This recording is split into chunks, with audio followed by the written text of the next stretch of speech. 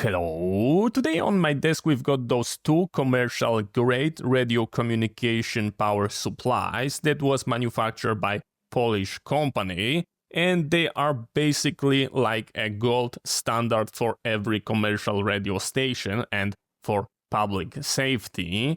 This device acts as two or three devices at one. That's because it will provide you with a linear 12-volt power for your radio communication need. It also contains built-in lead acid battery that will provide power to your radio in case of power outage with a zero switching time, so your radio can be even on the transmit and we are not going to get any power outage.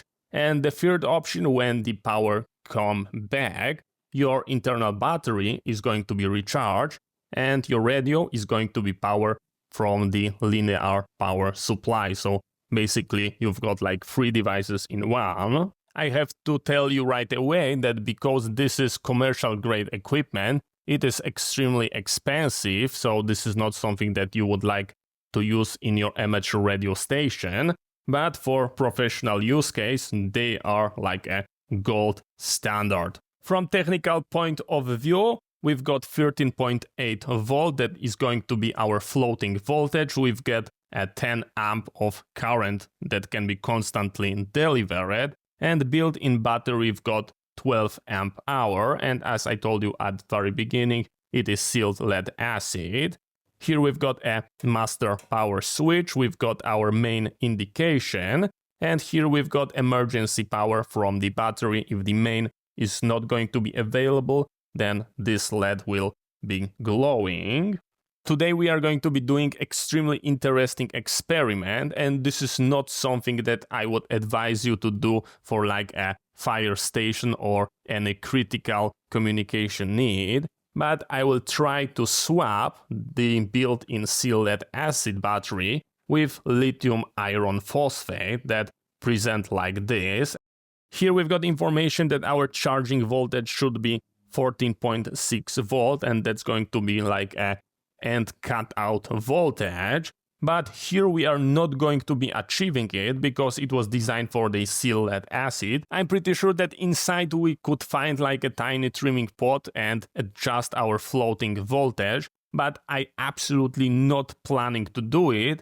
And that's because the difference between charging it to 13.8 volt and the 14.6 should be like in a margin, so we are going to be losing like a tiny portion of the usable capacity, but at the same time we are going to be extending life of our cells because it's going to be constantly fully charged. So yeah, this is what I believe, and we are going to be doing it right now, and we are going to be also testing this Hytera is going to be fully operational on the high power from our battery. So let's take a look.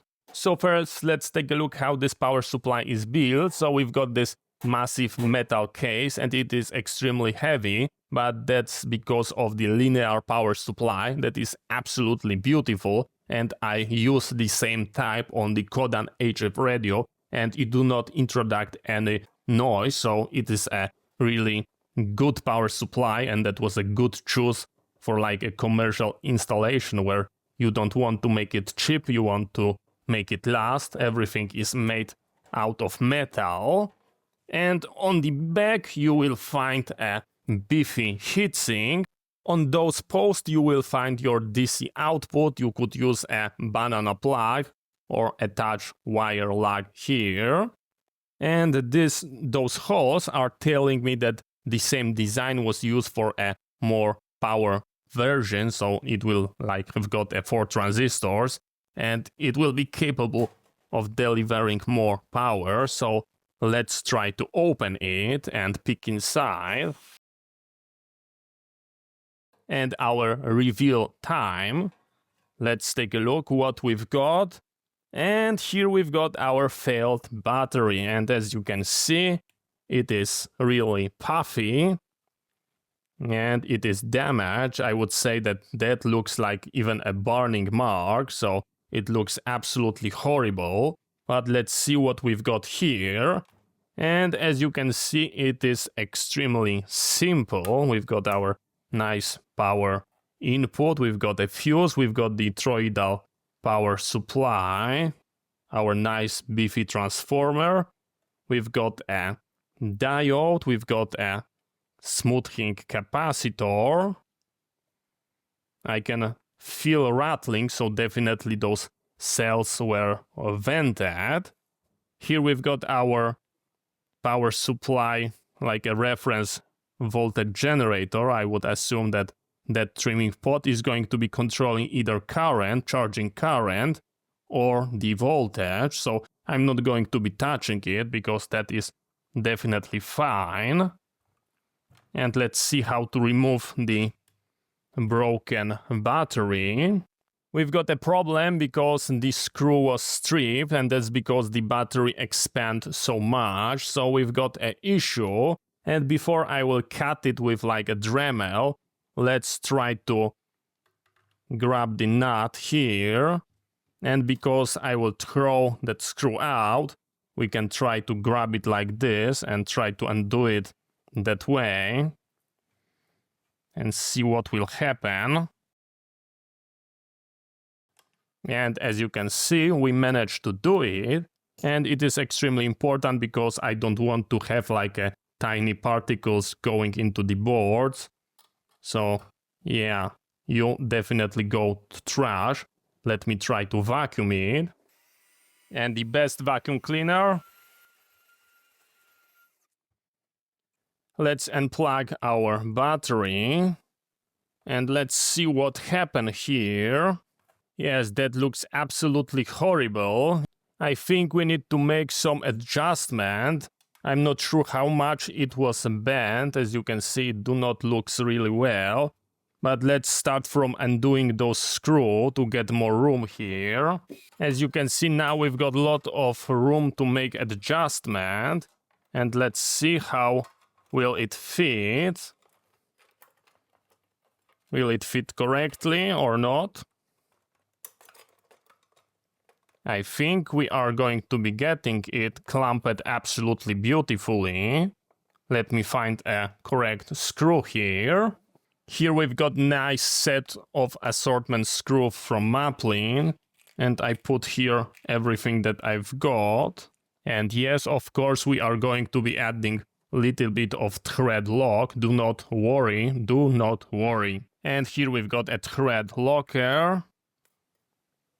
So let me add drop here.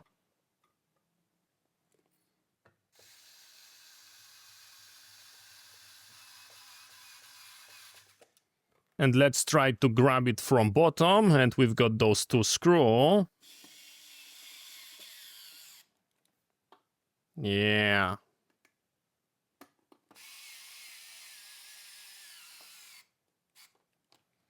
Very nice.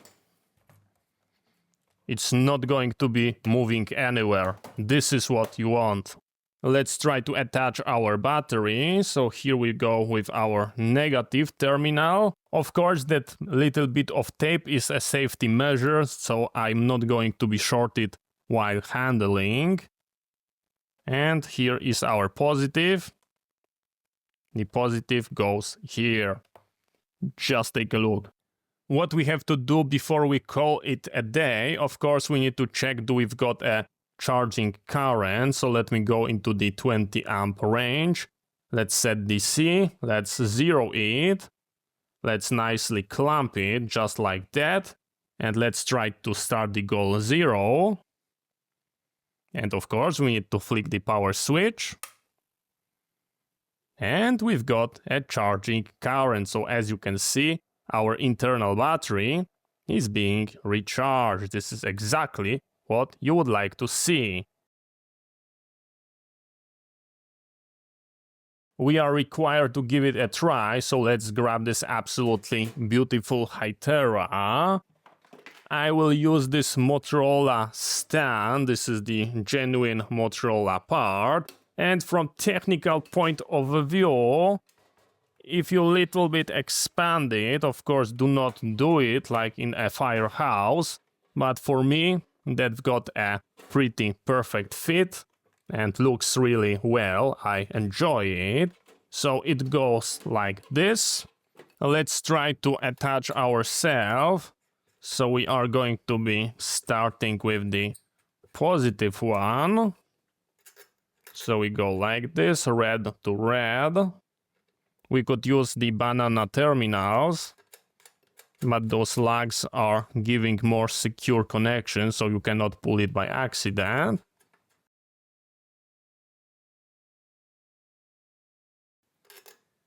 So we go like this with the negative one.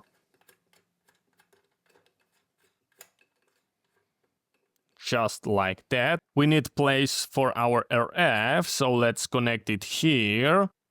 So we are nicely connected to the dummy load.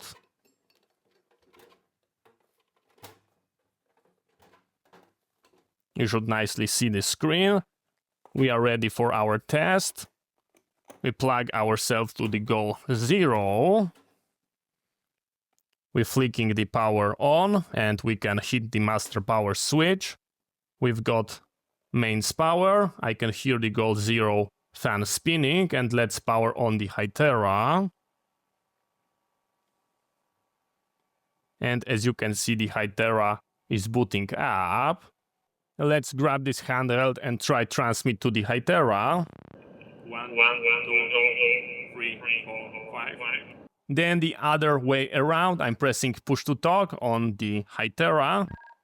1, 2, 3, 4, 5. And of course we are on the high power. And now we are doing a real test, so I will put the Canute here and you will be able to observe our power indicator and the screen. I press push to talk here. We are transmitting. As you can see, we've got a communication, and I will unplug ourselves. And as you can see, we lost power. We are on the battery. And everything is working fine. We've got no interruption whatsoever.